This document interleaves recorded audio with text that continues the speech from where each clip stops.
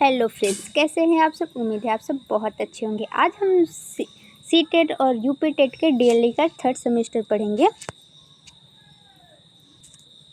C TET UP TET का डीएलई आज जैसे जानते हैं आप सबका हमारा क्या है, क्लास 2 है वर्णमाला। चलिए हम पढ़ते हैं।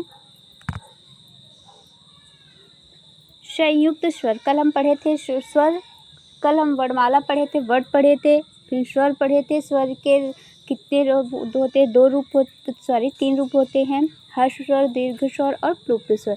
आज हम उसी में देखेंगे एक संयुक्त स्वर। संयुक्त स्वर क्या होता है, 2 स्वरों के मेल से बने स्वर को संयुक्त स्वर कहते हैं। क्या कहते हैं, 2 स्वरों के मेल को संयुक्त स्वर कहते हैं।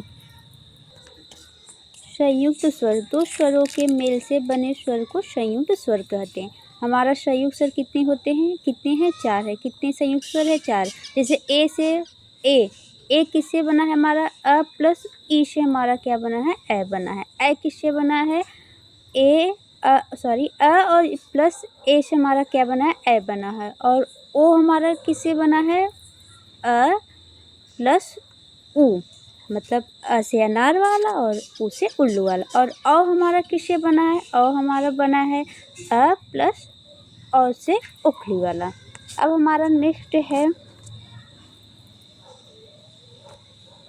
आगत स्वर। आगत स्वर हमारा क्या होता है, आगत मीन्स क्या होता है, जो हमारे हिंदी या देवनागरिक में नहीं थे, हम अदर कहीं से लिए हैं। हमारा आ जो है ये ऑरेंज वाला, ये हम इंग्लिश से लिए हैं, इसी को हम क्या बोलते हैं, आगत स्वर। जैसे हमारा क्या हुआ, ऑरेंज हुआ, डॉक्टर हुआ, ये सब हमारे क्या है, आगत स्वर में आते हैं।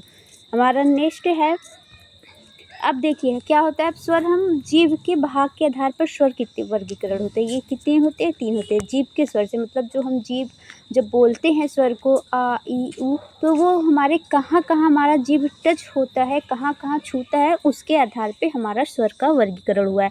तो पहला हमारा क्या है, अग्रस्वर। पहला क्या है, अग्रस्वर। अग्रस्वर देखिए क्या है, ई ए, छोटी ई, बड़ी ई, ए, ये सब की देखिए बोले ई, ये हमारे क्या हो रहे हैं, टच हो रहे हैं अग्रस्वर आगे, तो इसे अग्रस्वर हो गया। मध्य स्वर मतलब जो हमारे तालु है उसके मध्य में टच कर रहा है, तो वो हमारा क्या हो जा रहा है, मध्य स्वर, वो हमारा क्या है, एक। हमारा अग्रस्वर में कितने स्वर हैं, 4 हैं, ई ए। अब जो बचेगा वो हमारा क्या हो जाएगा, पश्च स्वर, मतलब जो पीछे टच कर रहा है, आ उ ओ, ये हमारे क्या हो गया, आएंगे हमारा पश्च स्वर। पश्च स्वर कितने हो जाएंगे, 1 2 3 4 5। पश्च स्वर कितने हो जाएंगे, 5 पश्च स्वर हो जाएंगे। 4 हमारा क्या हो गया, अग्रस्वर हो गया। 1 क्या हो जाएगा, मध्य स्वर। सब मिला के हमारे कितने हो जाएंगे, 11 स्वर हो जाएंगे। आपको पता है लिखने और पढ़ने के आधार पे हमारे कितने, 10, बोलने के आधार पे कितने होते हैं, 10, और सब में 11 होते हैं। अब चलिए हमारा है, अब दूसरा है ओष्ठकृत के आधार पर, मतलब ओठ के आधार पे कितने वर्गीकरण है। ओठ के आधार पे हमारे 2 होते हैं। ओठ के आधार पे कितने होते हैं, 2 होते हैं।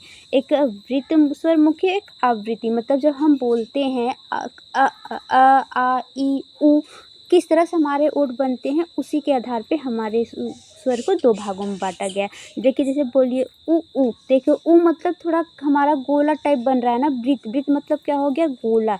तो हमारा उ जब बोलेंगे, उ बोलेंगे, औ बोलेंगे, तो ये हमारा मुंह कैसा बन रहा है, गोला टाइप, इसलिए हमारा वो क्या हो जाता है, वृत्तमुखी। तो हमारा वृत्तमुखी कितने होंगे, 4 होंगे, उ औ, ये हमारे 4 कितने हो जाएंगे, वृत्तमुखी। अब वृत्तमुखी जो गोला ना बनाता हो, जैसे आ, देखिए बोलिए आ ई ए, ये सब हमारे कोई आवृत्ति कोई भी हमारा गोलाकार नहीं बना रहा है, तो ये हमारा क्या हो जाएगा, अवृत्तिमुखी।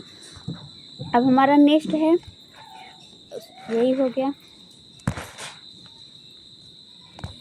अब हमारे मुख खुलने के आधार पर स्वरों का वर्गीकरण। मुख खुलने के आधार पर स्वरों का कितने वर्गीकरण है, 4 हैं। एक समवृत्त स्वर, अर्ध समवृत्त स्वर, विवृत स्वर और अर्धविवृत स्वर। अब बोलने मुंह खुलने के आधार पे हमारे स्वर कितने हो जाएंगे, 4 हो जाएंगे। एक समवृत्त स्वर, अर्ध समवृत्त स्वर, विवृत स्वर, अर्धविवृत स्वर। वृत्त मतलब देखिए हम जब बोलते हैं हमारा क्या होगा, मुंह नहीं खुलेगा, वो हमारा क्या हो जाएगा, समवृत्त। जैसे उ ई, इसमें देखिए बहुत कम खुल रहा है मुंह, तो ये हमारा समवृत्त हो गया। अर्ध समवृत्त जैसे ओ ए, इसमें थोड़ा थोड़ा सा खुल रहा है, तो ये हमारा क्या हो जाएगा, अर्ध समवृत्त वृत्त।